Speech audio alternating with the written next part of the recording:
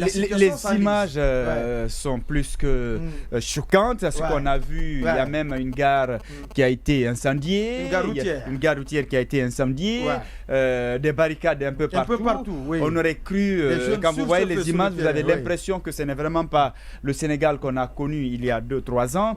Je pense que l'actuel président est en train de...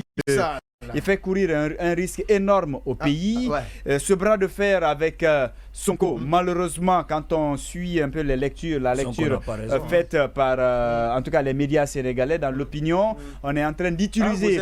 On est finalement. Je vais la parole. Sonko n'a pas raison. D'image, personne ne pouvait imaginer ça.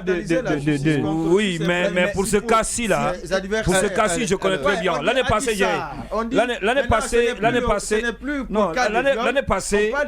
passée, moi j'ai. On cherche à tout prix.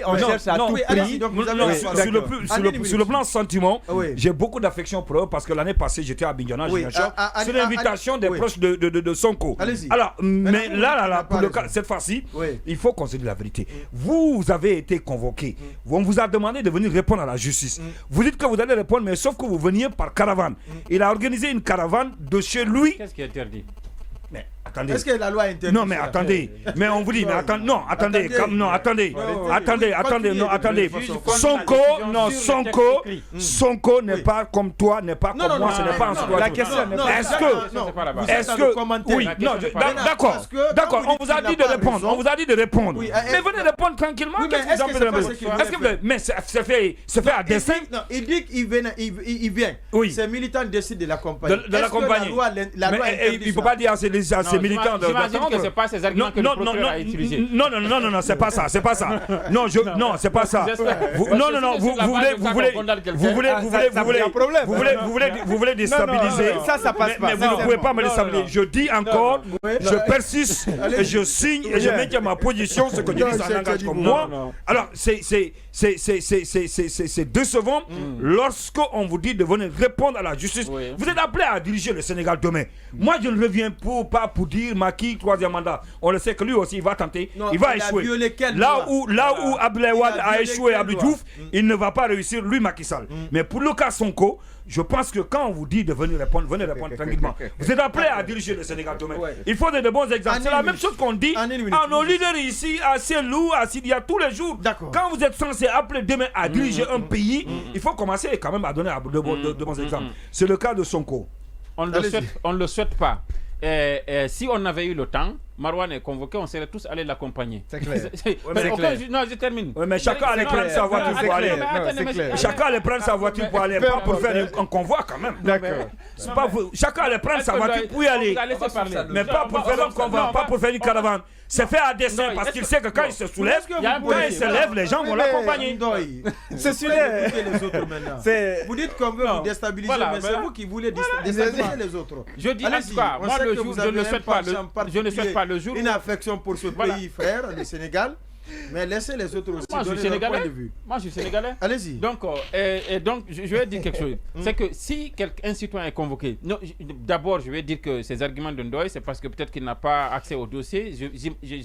Vous présumez. J'espère que ce n'est pas ces arguments que quelqu'un a utilisés pour faire condamner quelqu'un dans un pays comme le Sénégal, où le droit, où le débat est vraiment à un niveau plus élevé que chez nous ici. J'imagine que c'est soit sur des éléments aussi légers qu'on a condamné quelqu'un. Mais de l'autre côté, et par rapport à la situation, c'est déplorable quand même les scènes qui se font aujourd'hui à Dakar. Ça nous rappelle Bambé Tokoza. Mais vous savez, souvent quand il pleut, c'est les autres. C'est chez nous ici, on est mouillé. Et cette situation, elle a quand même des répercussions directes ou indirectes sur la politique guinéenne. On sait que jusqu'à une date récente, Macky Sall, il donnait l'impression d'être opposé au projet de 3e mandat du président Alpha Condé. On a vu des intellectuels, des scientifiques, même sénégalais, des avocats même faire des tribunes pour déconseiller le président Alpha Condé. Si aujourd'hui c'est lui qui tente ce 3e mandat et qui met entre guillemets ses opposants en prison, en l'occurrence le plus sérieux qui est donc sérieux en termes de popularité, Sonko,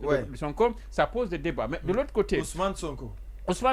De l'autre côté, ça a parce qu'on a vu d'abord avec Babacar Khalifa Sall, bien sûr, mais c'est tout le monde, même le fils on a vu Karim Wade, on a vu la machine a toujours été utilisée par l'exécutif pour surclasser les politiciens gênants. Et surtout, la question qu'on se pose, c'est avant, on dit à quelqu'un qu'il a violé, mais après, à la dernière minute, on a requalifié les faits, ce qui est faisable et tout ça, on le condamne, mais pour autre chose. Mais de l'autre côté, mon analyse, c'est quoi? C'est que ça a quand même une répercussion sur la politique guinéenne. Parce que jusqu'à une date récente aussi, on pensait que Macky Sall était un parrain de Cellou et qu'il faisait partie donc du syndicat, comme les détracteurs de Cellou le disaient ici, du syndicat de chefs d'État qui voulaient l'imposer.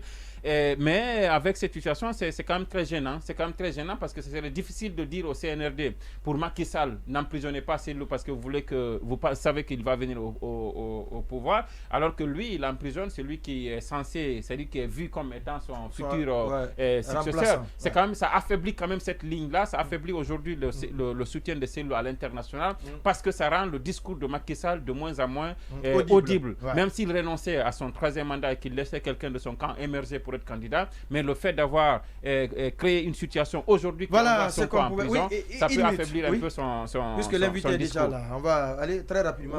Je pense que de Abdoul Diouf à Macky Sall, la question de l'alternance démocratique au Sénégal n'a pas été un long fleuve tranquille. Vous savez que c'est une lutte qui s'est toujours menée. Vous vous souvenez, entre Abdoul Diouf et Abdoulaye Wade, entre Abdoulaye Wade et Macky Sall. Aujourd'hui, Macky Sall avec la classe politique sénégalaise.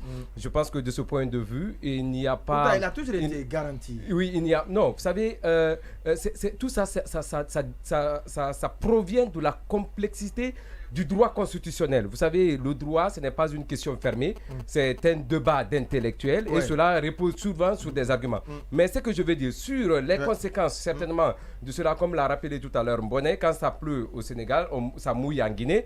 Je pense que quand on retrace un peu l'histoire, Alpha Condé entretenait de bonnes relations avec Abdoul Diouf. Mais est-ce que cela a garanti, est-ce que cela a rompu les relations entre Abdoul Diouf et Alpha Condé? Non. Ça a été de même pour Abdoulaye Wade. Et aujourd'hui, on sait que cette question n'a jamais fait l'objet, c'est-à-dire certainement de rupture des relations fraternelles entre le chef d'État et l'opposant qu'ils sont. Je pense que la question n'est pas une fracture pour Cellou, encore moins certainement une humiliation pour lui. Il n'y a rien de gênant. Je pense que les relations entre Macky et Cellou, ce sont des relations d'amitié qui transcendent certainement la fonction de président ou certainement des questions liées à des principes de démocratie.